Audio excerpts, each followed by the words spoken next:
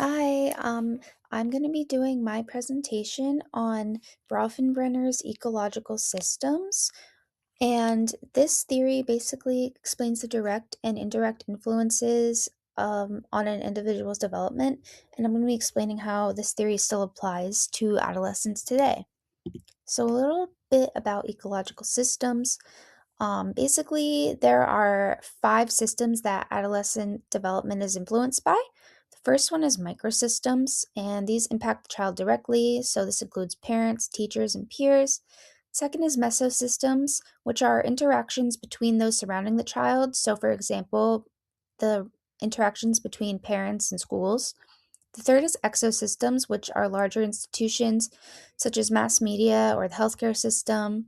The fourth is macrosystems, and this is the cultural and values and beliefs of the society that they're living in. And then the fifth is the chronosystem, and this is the historical context that development happens in. So, adolescent development basically happens between the adolescent and the world around them. And how this still applies today. So, this theory helps to explain how peer pressure influences development, shows why peers are so powerful during adolescence, and connects biology with environmental influences.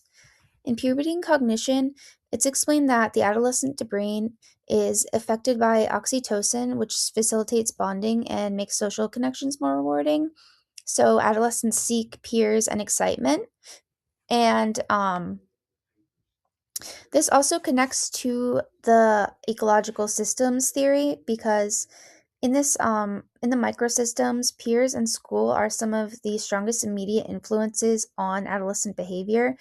So social bonding is very rewarding during adolescence. So Bronfenbrenner helps explain where this influence happens. It happens in the microsystem through peers and school culture. The environmental settings of adolescents reinforce their behavior, especially social bonding and excitement seeking. And my personal experience, from my own experiences as a teen and through observation, I've noticed adolescents are mainly impacted by friend groups and school culture, peer pressure and need to fit in, or cultural expectations and pressures. Social approval is everything during this time, and the feeling of belonging and excitement is amplified by peer connections. This reflects the ecological systems. Choices are shaped by interactions with peers and the environment, culture, and context that they are living in. And in puberty begins, they note that early developing girls are at an increased risk of psychosocial problems such as depression or self esteem issues. So, since oxytocin and dopamine make peer connections and excitement so rewarding, then exclusion and feeling like an outsider is felt even more intense by adolescents, just the same. All right, thank you for listening.